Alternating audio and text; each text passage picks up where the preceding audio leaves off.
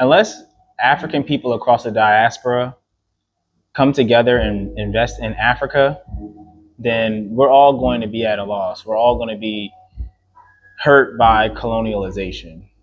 So it's pretty much impossible to work your way out of this system, right? Where someone's taking 90% of all of your hard work, right? 9 out of 10 of everything that you work for is being taken, right? So then you can't really build off of your own work. Someone else is building off of your work. Every single time you work, you never get the full amount of what you worked for. So there's no way to ever work your way out of a system like that. The craziest part about how this system works is it still costs you after you provide all of the value to the system. So after you go to work at Pepsi and you and all of your coworkers put the Pepsi in the can, you still got to pay for Pepsis, right? This is the craziest part about it to me, that you can literally work in a factory where you produce something all day long and not even be able to take a single case of it home for yourself. Like, I could see if at least I still had to pay for Coca-Colas, but I still got to pay for Pepsis and I work at the Pepsi factory. I mean, it's not like the Pepsi employees are going to drink all of the Pepsi. And it's not like Pepsi company isn't making enough profit to give away free soda. They're a multi-billion-dollar company. And a lot of people believe that this economy would fail if it wasn't for this type of capitalism, right? Like, oh, if we don't provide jobs and take a large sum of the profits and the ownership, that the economy would fumble. It would just break. We have to keep taking all the wealth, right? And it's funny because most wealthy people aren't even the ones saying these words out of my mouth. It's actually other poor people. It's actually other working class people who say, if we don't give all of our money to rich people, the economy will fail.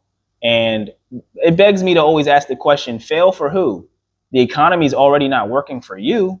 So will the economy fail for the rich, for the wealthy, for the people who already have everything?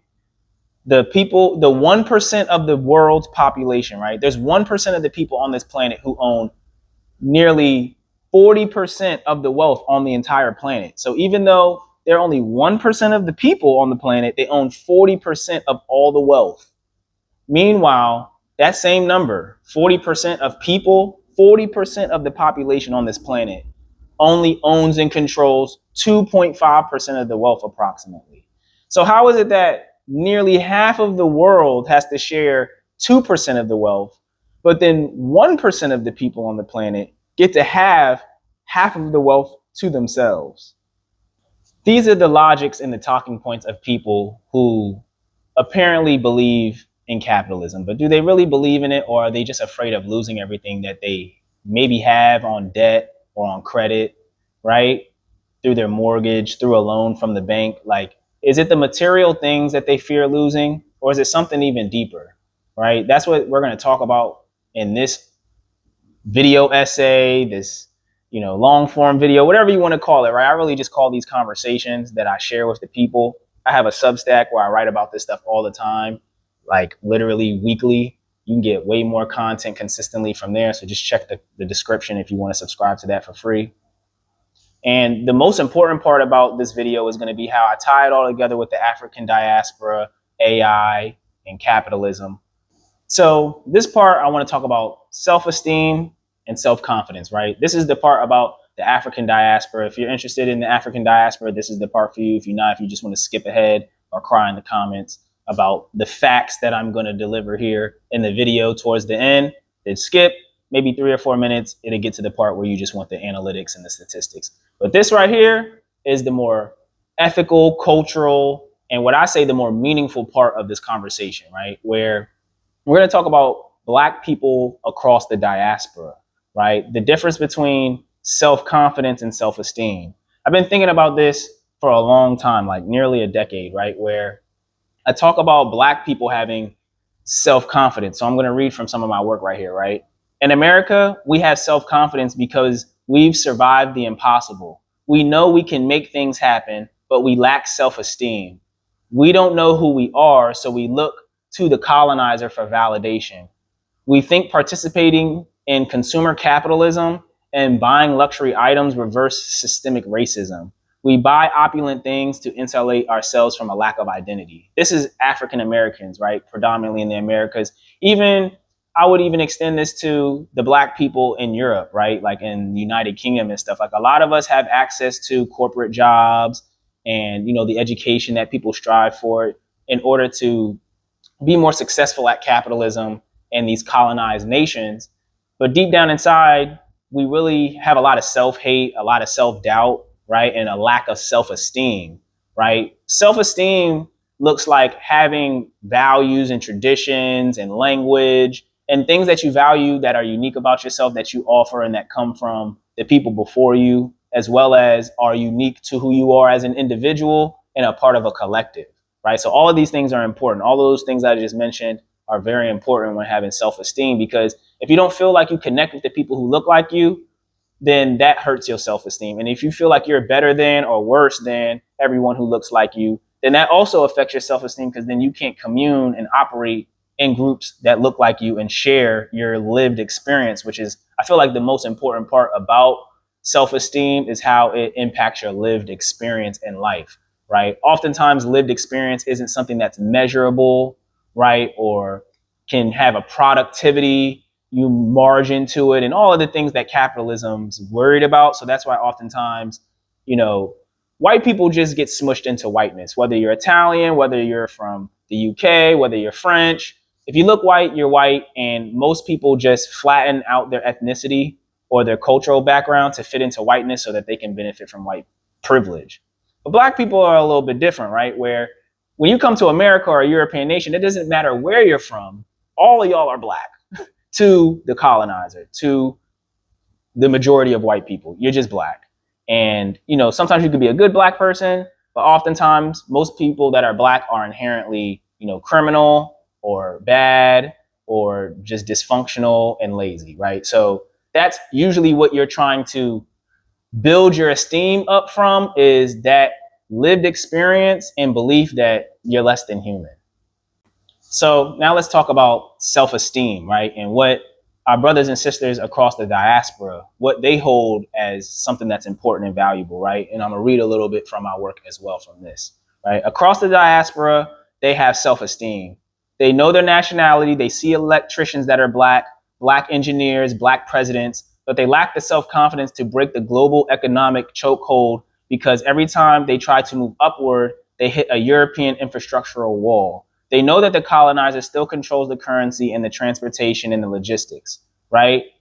So a lot of African people, just like black people in America, religion is a form of escapism, right? It's like, well, maybe in the lifetime after, we can be promised some kind of wealth, some kind of help, and some kind of relationship with our creator. Because when we're living on this, physical plane of existence, we're met with a lot of trauma, a lot of limitation, a lot of violence. You know what I'm saying? So it's like a lot of us have a really deep reverence for, Jesus Christ, because he died for everybody's sins, right? Just like sometimes how it would feel as a black person dying for humanity's sins, even though I know humanity's messed up, even though I know that this is unjust.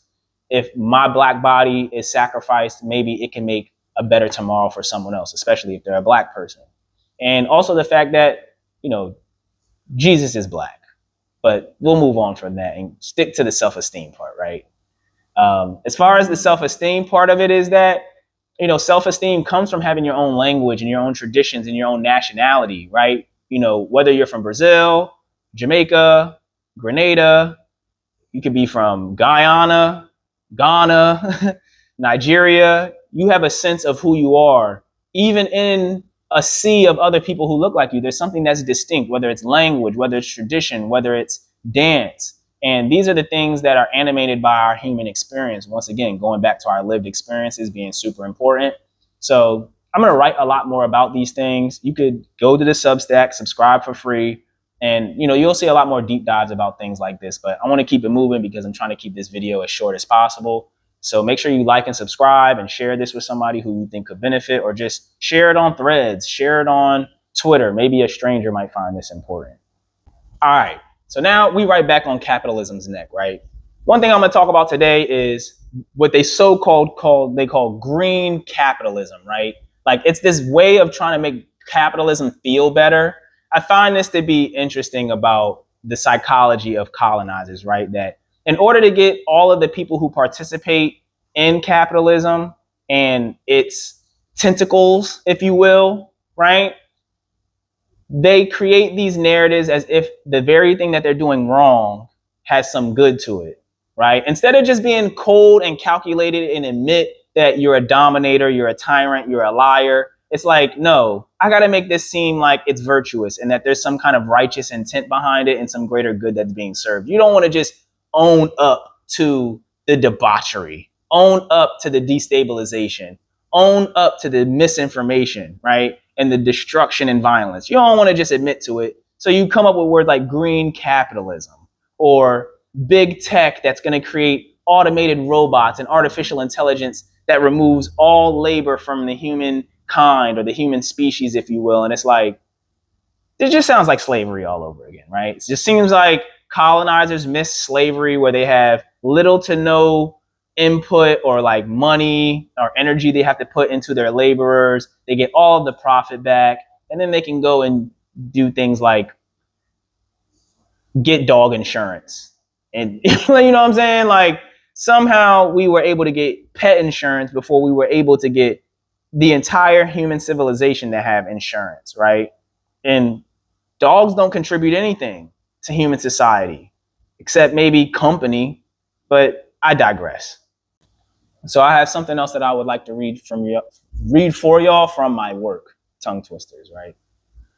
People will willfully ignore the blood on the ledger for the sake of Western convenience. They call it green capitalism, but they are just subjugating people to unsafe environments and destabilizing foreign economies with tariffs just to maintain their comfort. And let me even add an addendum there. It's way beyond tariffs. I mean, it's the actual, boots on the ground military force and propaganda that they force onto whole millions of groups of people in population sizes humongous, tens of millions of people, like in the Congo and in Sudan, right? But back to the cohesive thought. If they actually looked at the mirror at the cold calculation required for their convenience, they wouldn't be able to stand themselves, right? So I'll talk a little bit more about the AI part here as well. They tell us big techs and robots will do the labor so that we can live autonomous lives. That's just the ghost of slavery. They want a class that does all the work so that they can be the owners again, and strictly the owners. And when the wealth inequality peaks, this technology won't be used to liberate us. It will be used to weaponize the police state weaponize the police state to enforce unfair laws, maintain surveillance, and ensure you won't be able to ever afford or own anything. Doesn't that sound a little bit more like what history has tracked on to be? Like when you're talking to a capitalist and they tell you that this competitive market, which was built on labor that was extracted for free, using violence, there's nothing competitive about that, then creating infrastructure and laws for another 200 years to be able to compound that wealth and remove other people from participating and even accumulating it. There's nothing competitive about that either. Unless misinforming entire populations of people with social media in order to distract them from actually having a stable enough life to be able to create wealth for themselves. Like if all of these areas in time is competition, then I'm clearly just not competitive, right? I thought competition looked like everybody having the same rules, the same starting points, and etc. But once again, going back to my initial analogy, if I can only keep 1 of 10 and you get 9 of 10 for not even participating, how is this fair? And then you also have the engines and the vehicles and the laws and the guns to enforce other people not having an equal opportunity to participate, and you compounding the 9 times of the wealth that you extract from my labor while still charging me and enforcing and using a judicial system and laws and police to get the one little bit that I got out of the 10 that we initially established with our own labor. I have to give that to you for rent and groceries and insurance and things that I actively participate in building for you, whether it's the hospitals down to the Pepsis. It's the labor force that creates all this stuff. So I'm actually paying for the things that I create while you create and keep all the wealth extracted from my labor. And people will call this competitive. But once again, there has to be a gloss of morality on it, right? There has to be a way for people to be able to live with themselves with this type of backwards logic. And that's why they make words like green capitalism. I told y'all I was going to get on the capitalists. So let's wind this video down to something that's notable, popular, something that's more relevant, right? This is where we clip up the video and, we put it out on social media. This is the stuff that people like, right? So in one of our last videos recently, we talked about Jaylen Brown. I'll do my best to put it somewhere on the screen here while I'm talking about it so that you can go check it out and then come back to this one if you want to, right? So why aren't players allowed to participate in owning teams in European leagues, right? We'll go to another excerpt of one of my writings here. Look at the European leagues. They extract African players who generate billions of dollars, yet those same players don't even have the privilege of moving around in the continent that they are from that they do in the European countries, right? Like in Africa, right? You can't move around in Africa because there's so much bureaucracy and legislation around how you're allowed to move around in Africa and whether you can get citizenship and et cetera, right? But you can move around in Europe as long as you got a plane ticket or a train ticket. Crazy, right? So in America, we make billions of dollars for sports leagues, but we are blocked from ownership by country club-esque boards. They block us because they know exactly how powerful ownership is, right? So when we talk about ownership, right, it's very important that we don't just limit our scope to this idea of ownership, right? I heard this very memorable quote from someone, right? And they talked about how you're either on the slave ship, which is the bottom, you're on the ownership level, you're on the rulership level, or you're on the mothership level, right? So the mothership, right, which is a term that I loved a lot because it talked about who creates the ruling class, right? When you're dealing with empires, which are nations that have come together for power, right? It's like people who own empires, they usually don't even want to be front facing. They don't want to be known. They don't want to be like how the Rothschilds are today. When the Rothschilds were doing what they were doing, I doubt that their goal was being notable. Now, because they have so much wealth, extracted and locked into infrastructure that you can never remove from them, it's like, sure, whatever, you can know our names now. But when they were actively creating the heist of society, right, I doubt that they were attempting to be known for that, right? And even today, the people who actually own the world, even today, the people who own the world, they don't want themselves to be known. They appoint people like a Donald Trump to be the representative of their views and interests, or maybe just the vehicle of how to sustain those things, right? So when you have the ruler class, rulership is like politics. Rulership isn't usually worried about money because they're the ones who create the rules for the owners, right? So they get to move around and they get to have a different level of power, a different level of autonomy and agency than even the ownership class gets to have because they're appointed by the mothership class, right? The mothership class is where the empire thrives. This is where the last names are built and the institutions are named. But then who creates the environment for the empire to last? It's the rulership. These are the people you appoint, states and countries, so that you can create the rules that create the environment for who's going to actually be in power. Now you have the ownership level, which we were just talking about on a sports level, right? It's like you got owners, but the owners are subjected to the rules of legislation and the judicial branch and the executive branch and stuff. They can't just do whatever they want with their ownership. They have to operate within government policies on a state level, on a federal level, even on a city level sometimes. Like I live in Philadelphia. They have so many levels. And even if you own something, doesn't mean you can do whatever you want with it.